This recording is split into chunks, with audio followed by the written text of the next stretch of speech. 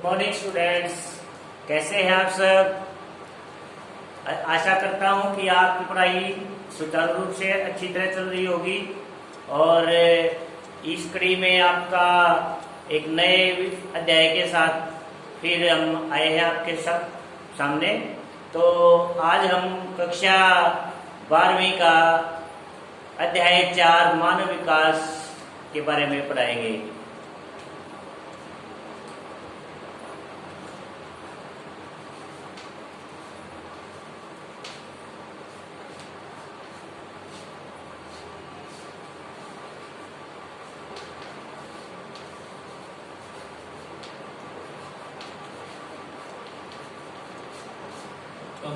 भूगोल का कक्षा 12 का ये अध्याय 4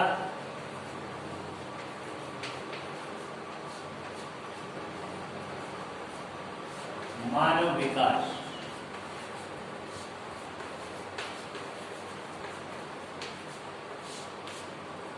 तो जैसा कि नाम से स्पष्ट है, मानव विकास यानी कि मनुष्य प्राचीन काल में आप सभी ने सुना भी होगा, पढ़ा भी होगा कि आदि मानव का जीवन व्यतीत करता था। फिर उसने धीरे धीरे प्रौद्योगिकी के बल पे प्रकृति के साथ तालमेल मिलाते हुए अपना विकास शुरू किया और आज मानव सर्वश्रेष्ठ प्राणी है इस प्रकृति में, इस पृथ्वी के ऊपर जिसका सबसे ज्यादा विकास हुआ है। किसी भी अन्य प्राणी का इतना विकास नहीं हुआ है जितना मानव का विकास हुआ है। वो क्यों हुआ है कि मानव ने अपनी बुद्धि का, विवेक का प्रयोग किया है और प्रौद्योगिकी को उसने अपने आचरण में अपनाया है। तो मानव विकास का क्या है? सबसे पहले तो आप मानव विकास के बारे में जानेंगे कि मानव विकास क्या है। मानव विकास एक ऐसी प्रक्रिया है, यहाँ पे मैं डेफिनेशन भी लिखूंगा।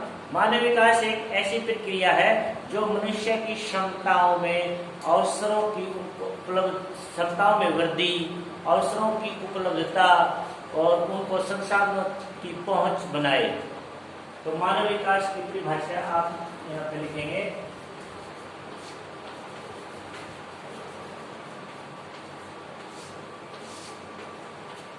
ऐसी प्रक्रिया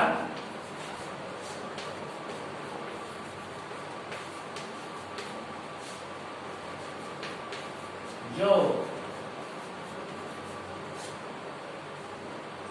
मानव की क्षमताओं में वृद्धि,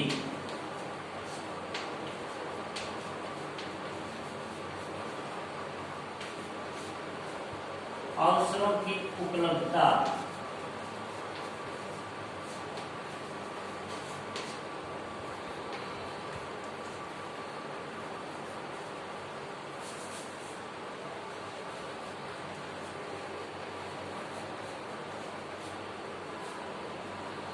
और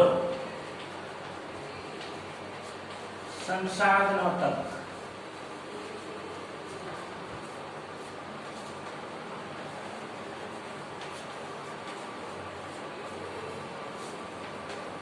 पहुंच बनाए, उसे हम मानव विकास कहते हैं। मानव विकास का अर्थ है कि ऐसी प्रक्रिया जो मानव की क्षमताओं में वृद्धि करे, उसकी संसाधनों तक पहुंच बनाए, उसे अवसरों की उपलब्धता कराए, अधिक से अधिक उसके पास विकल्प हो, तो वह ऐसी प्रक्रिया मानव विकास कहलाती है। तो बेटा यहाँ पे एक प्रश्न आता है फिर वृद्धि और विकास, इसको मैं करता हूँ।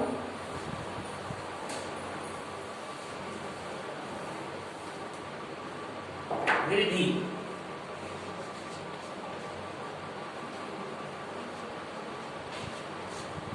और विकास। वृद्धि मतलब ग्रोथ, डेवलपमेंट।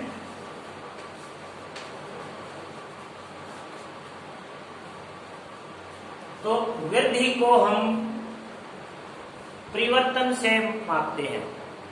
परिवर्तन जब हो जाता है किसी चीज में तो उसे हम वृद्धि कहते हैं। और भूगोल के अनुसार वृद्धि दो प्रकार की होती है, ऋणात्मक वृद्धि और धनात्मक वृद्धि। यानी कि ये नेगेटिव भी हो सकती है और पॉजिटिव भी हो सकती है, और विकास हमेशा पॉजिटिव ही होता है। एग्जाम्पल के तौर पे आप वृद्धि का मतलब है परिवर्तन, यानी कि आज सन 2020 में एक नगर की जनसंख्या 50,000 है, 2021 में उस नगर की जनसंख्या 52,000 हो जाती है। तो उस जनसंख्या में परिवर्तन हुआ तो वो उसकी वृद्धि हुई, लेकिन सन 2021 में उसी नगर की जनसंख्या 52,000 न होके 49,000 भी रह सकती है। तो वो 49,000 भी उस जनसंख्या में परिवर्तन हुआ, लेकिन वो ऋणात्मक वृद्धि हुई वहां पे।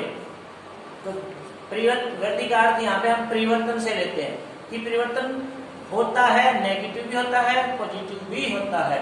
घट जाए तो नेगेटिव, बढ़ जाए तो पॉजिटिव। तो यानी कि किसी भी जनसंख्या या किसी भी आंकड़ों में परिवर्तन आ जाता है तो उसे हम वृद्धि कहते हैं। लेकिन विकास हमेशा पॉजिटिव ही होता है। वो अगर उसमें कमी आ गई तो उसे हम विकास नहीं कहेंगे। अब एग्जाम्पल के तौर पर विकास, किसी नगर में आज सन 2020 में किसी नगर में कुछ सुविधाएं हैं, जैसे शिक्षक,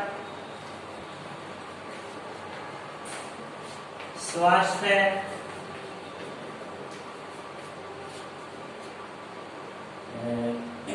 परिवहन, अनेक प्रकार की सुविधाएं होती हैं।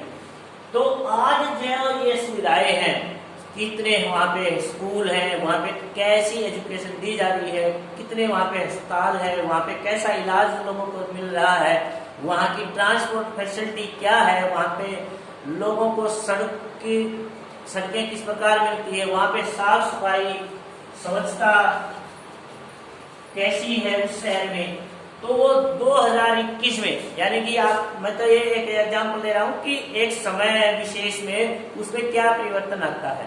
तो अब अगर इनमें सुधार होता है, इन सभी सेवाओं में सुधार होता है, तो आप उसे विकास कहेंगे, नहीं तो विकास नहीं होगा।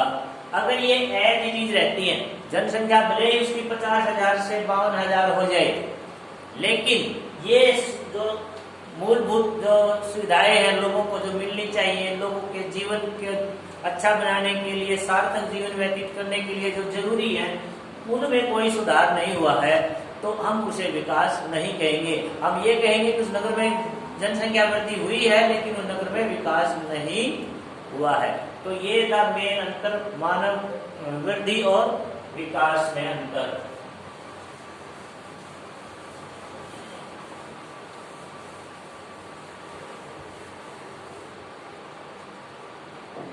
तो अब है फिर मानव विकास की अवधारणा।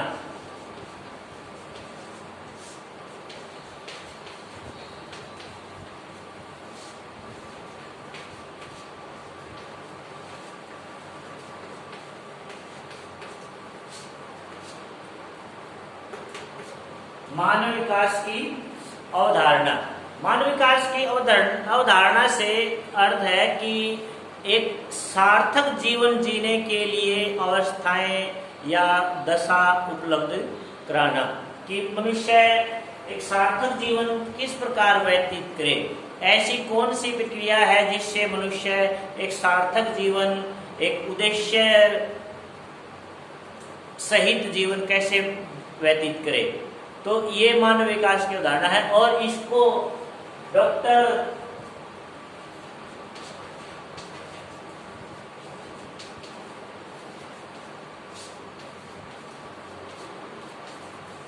महबूब उल हक और प्रोफेसर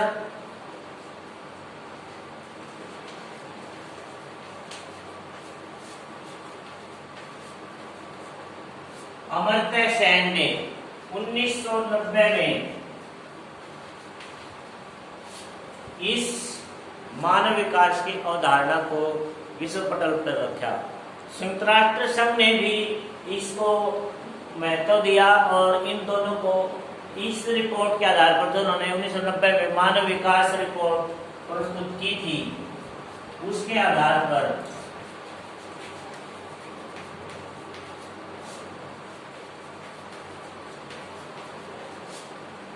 इस रिपोर्ट के आधार पर इनको नोबेल पुरस्कार भी मिला था।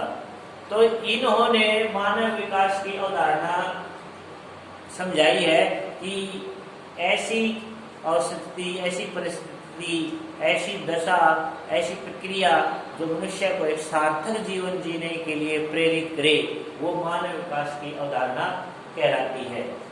तो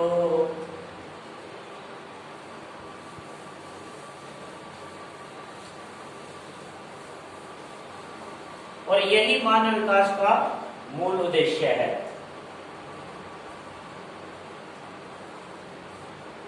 अब है मानव विकास के लिए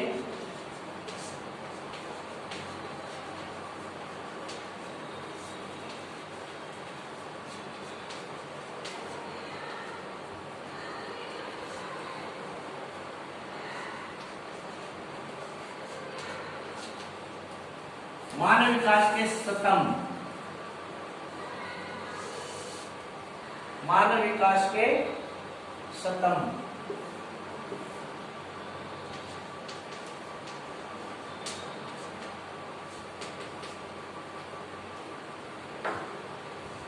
स्तंभ केवल यहाँ पे शब्द प्रयोग किया। स्तंभ का मतलब पिलर।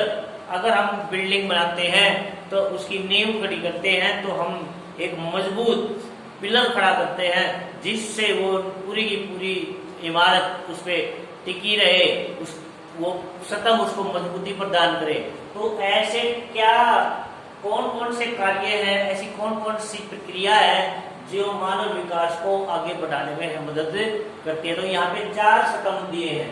नंबर 1 समता, इक्वलिटी जिसको आप कहते हैं। नंबर 2 सतत पोषणीयता,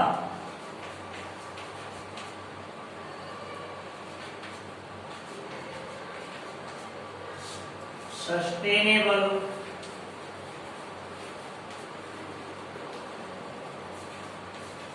डेवलपमेंट।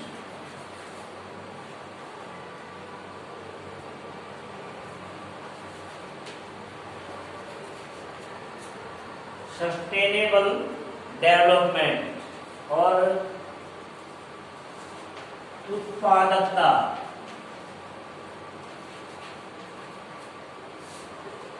प्रोडक्टिविटी।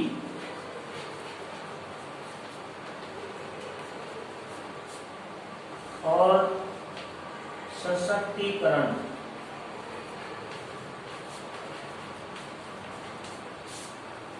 एम्पावरमेंट।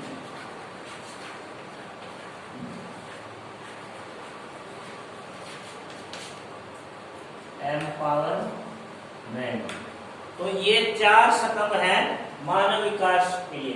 इनके बिना हम मानव विकास की कल्पना भी नहीं कर सकते। ये इनको हमने स्तंभ माना है, पिलर माना है, pillar of the human development. यानी कि प्रत्येक व्यक्ति को समानता होनी चाहिए, उसे संसाधनों तक पहुंचने की स्वतंत्रता होनी चाहिए, किसी के साथ भेदभाव नहीं होना चाहिए। प्रत्येक व्यक्ति की संसाधनों तक समान पहुंच होनी चाहिए। यदि उसको संसाधन ही नहीं मिलेंगे तो कोई व्यक्ति कैसे अपना विकास कर सकता है। एग्जाम्पल के तौर पर जैसे अब टेक्नोलॉजी हमारे पास है, यदि मेरी पहुंच टेक्नोलॉजी तक नहीं हो तो मैं आज ये वीडियो बनाकर आपके सामने कैसे प्रस्तुत करता, जबकि आप तो मेरे सामने भी नहीं हो। ये तो वीडियो बनके आपके YouTube चैनल पे ऑनलाइन आप इसे देख रहे हैं। तो ये टेक्नोलॉजी है। अब सभी व्यक्तियों को टेक्नोलॉजी हासिल होगी तो वो विकास के रास्ते पे आगे बढ़ेंगे। तो ऐसे बहुत सारे अन्य उदाहरण हैं जो मनुष्य को संसाधनों तक बराबर पहुंच हो, सभी की यही समानता है, किसी के साथ भेदभाव ना हो। हमारे भारतीय संविधान में भी अनुच्छेद 14 से 18 तक, अनुच्छेद 14 से 18 तक ये समानता का अधिकार दिया गया है कि कोई किसी के साथ भेदभाव नहीं करेगा, ना धर्म के नाम पे, ना लिंग के नाम पे, ना जाति के नाम पे, तो कोई भेदभाव नहीं करेगा। अब दूसरा है सतत पोषणीयता, सस्टेनेबल डेवलपमेंट। सतत मतलब निरंतर चलने वाला विकास, यानी कि हम अपना विकास तो करें ही करें, लेकिन साथ ही साथ हम संसाधनों का इस समुचित तरीके से दोहन करें कि वो भविष्य में खत्म ना हो और आने वाली पीढ़ी भी उसका अच्छी तरह यूज कर सके, उनका प्रयोग कर सके। तो यही सतत पोषणीयता है कि हमारी जरूरतों को पूरा करने के साथ साथ आने वाली पीढ़ी के लिए भी वो संसाधन सुरक्षित रखे जाएं, यही सतत पोषणीयता है। नंबर 3 है उत्पादकता, प्रोडक्टिविटी, यानी कि मनुष्य की क्षमताओं में इतनी वृद्धि की जाए मनुष्य की क्षमताओं में इतनी वृद्धि की जाए कि मनुष्य एबल हो जाए और वह अधिक से अधिक उत्पादन करे, और अधिक से अधिक उत्पादन होगा तो वे लोग जो संसाधनों से बहुत दूर हैं उनको भी वो आराम से मिल जाएंगे, उनका मूल्य थोड़ा सा नीचे जाएगा, अधिक उत्पादन होगा, और अधिक मूल्य कम होने के कारण सभी व्यक्तियों तक इसकी पहुंच बराबर हो जाएगी। तो यानी कि मनुष्य स्वस्थ होगा तो उसकी उत्पादकता बढ़ेगी, उसकी क्षमताओं में वृद्धि होगी। तो ये मतलब उत्पादकता का अर्थ है कि भाई सभी संसाधनों तक उस मनुष्य अधिक से अधिक उत्पादन करे, उसकी क्षमताओं में बढ़ोतरी हो। और है फिर सशक्तिकरण, एम्पावरमेंट इसको कहते हैं।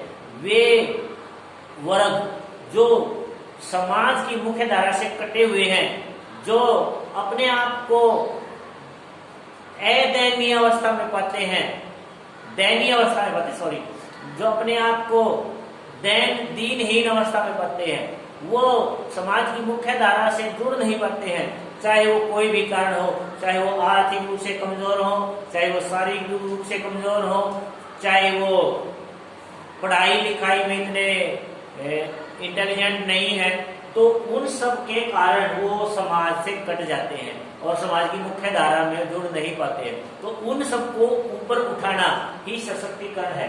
यहाँ पे एग्जाम्पल के तौर पे महिलाएं हैं, महिलाओं को प्राचीन काल में कोई भी नहीं पढ़ाता था और महिलाएं को सिर्फ घर पर ही रखा जाता था, घर का कार्य करने के लिए ही उन्हें प्रेरित किया जाता था, लेकिन वो समाज की मुख्य धारा में नहीं जुड़ पाई। आधा वर्ग, आधी जनसंख्या तो महिलाओं की है, तो आधी जनसंख्या तो हमारे विकास में योगदान ही नहीं दे रही थी, लेकिन जैसे जैसे महिलाओं को सशक्तिकरण मिला है, उनको अधिकार मिले हैं, तो वो भी समाज में पुरुषों से कंधा मिलाते हुए मानव विकास में उन्होंने योगदान दिया है।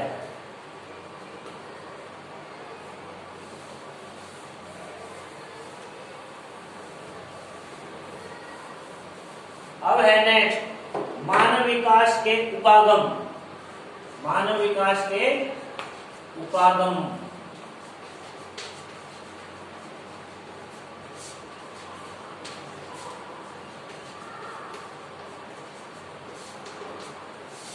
उपागम मतलब तरीके, अप्रोच जिनको हम बोलते हैं। तरीके, उपागम मीन तरीके, ऐसे कौन से तरीके हैं जिसके द्वारा हम मानव विकास का जो हमारा उद्देश्य है उसको हासिल कर सकते हैं। तो यहाँ भी 4 ऐसे तरीके बताए हैं जिनको अपनाकर हम आराम से मानव विकास का उद्देश्य हासिल कर सकते हैं। नंबर 1 आय उपागम।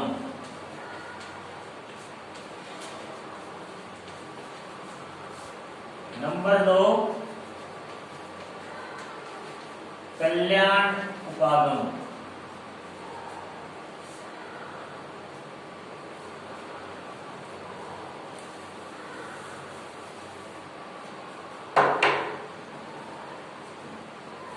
नंबर 3 न्यूनतम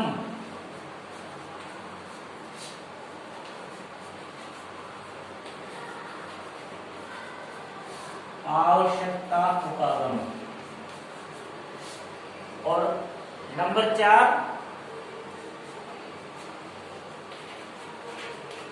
क्षमता उपागम।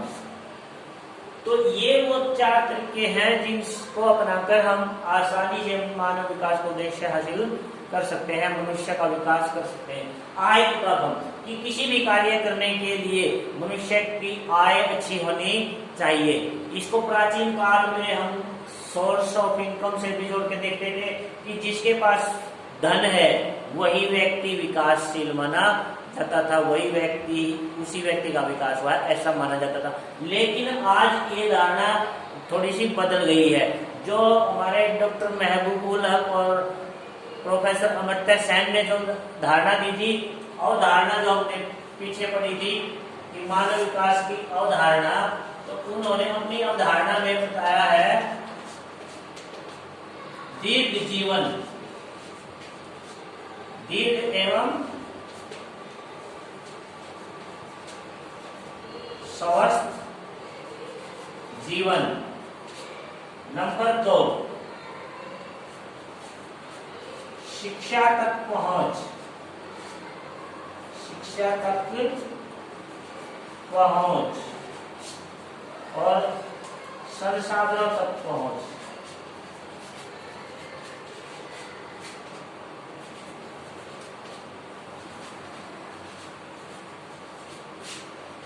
तो ये डॉक्टर महबूबुल हक और प्रोफेसर अमर्त्य सेन ने ये 3 अवधारणाएं दी थी अपने सूत्र में, दीर्घ एवं स्वस्थ जीवन। तो हम जो प्राचीन काल में सिर्फ आय को ही, हम इनकम को ही ये मानते थे कि जिसके पास धन है, जो आर्थिक रूप से मजबूत है, उसी वही विकास करेगा, उसी का विकास होगा। तो वो ऐसा नहीं है। एक स्वस्थ व्यक्ति एक बिल्कुल गरीब है लेकिन वो है स्वस्थ, तो वह मिट्टी को भी सोना बना सकता है अपनी मेहनत के बलबूते। लेकिन एक बीमार व्यक्ति, उसके पास बहुत धन है, अमीर है, तो वह उस धन को धीरे धीरे खत्म कर देता अपनी बीमारी के ऊपर और उसका आगे का रास्ता एक प्रकार से समाप्त हो जाता है। तो दीर्घ एवं स्वस्थ जीवन ही अपनी हमारी आय को बढ़ाएगा। अब है कल्याण उपागम। कल्याण उपागम क्या है कि हमारी जो सरकारें हैं, जो लोकतंत्र सरकारें हैं, वो लोगों के जीवन को विकसित करने के लिए कल्याणकारी योजनाएं बनाती हैं, जैसे स्वास्थ्य सेवाएं, शिक्षा, सड़कें, परिवहन, वित्तीय सुविधाएं, सब उनको कल्याणकारी सुविधाएं मिलेगी सरकार की तरफ से, तो लोगों का विकास होगा। और 3rd है न्यूनतम आवश्यकता उपागम। न्यूनतम आवश्यकता उपागम का मतलब है कि कम से कम हमारी उन संसाधनों तक तो पहुंच हो जो जरूरी है जीवन जीने के लिए। तो प्राचीन काल में जो रोटी, कपड़ा और मकान की जो आपने कहावत सुनी है, ये हमारी मूलभूत आवश्यकताएं हैं। तो उसके साथ साथ जो हमारी अंतर्राष्ट्रीय श्रम संगठन है, इंटरनेशनल लेबर ऑर्गेनाइजेशन जिसको हम बोलते हैं ILO, इसने एक धारणा दी है कि 6 इन्होंने न्यूनतम आवश्यकता बताई है। भोजन, वस्त्र, आवास, स्वच्छ जल और 1 मिनट,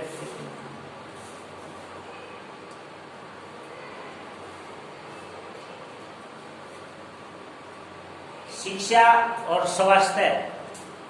तो ये 6 न्यूनतम आवश्यकता उपागम दिए हैं कि सभी की शिक्षा तक पहुंच होनी चाहिए, सभी का स्वास्थ्य अच्छा होना चाहिए, सभी को वस्त्र पहनने के लिए कपड़े में होने चाहिए और सभी को भोजन मिलना चाहिए, सभी को आवास मिलना चाहिए और पीने के लिए स्वच्छ जलापूर्ति भी उनको मिलनी चाहिए। तो ये न्यूनतम 6 आवश्यकता उपागम एक अंतर्राष्ट्रीय श्रम संगठन ने दिए।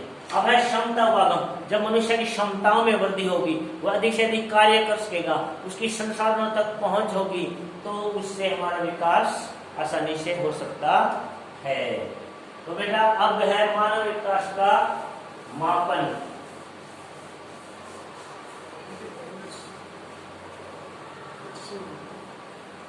तो हम इसको यहाँ तक इतना ही करते हैं, बाकी वीडियो लंबी हो जाएगी। तो तो हम नेक्स्ट वीडियो में इसको फिर और आगे बढ़ाएंगे कि मानव विकास का माप कैसे होता है, वे कौन कौन से तरीके जिनसे मानव विकास माप सकते हैं, और अंतरराष्ट्रीय स्तर पर तुलना भी की जाती है कि कौन सा देश मानव विकास के पायदान पर कहाँ पे खड़ा है। तो हम वीडियो को यहीं पे रोकते हैं। Thank you, have a nice day.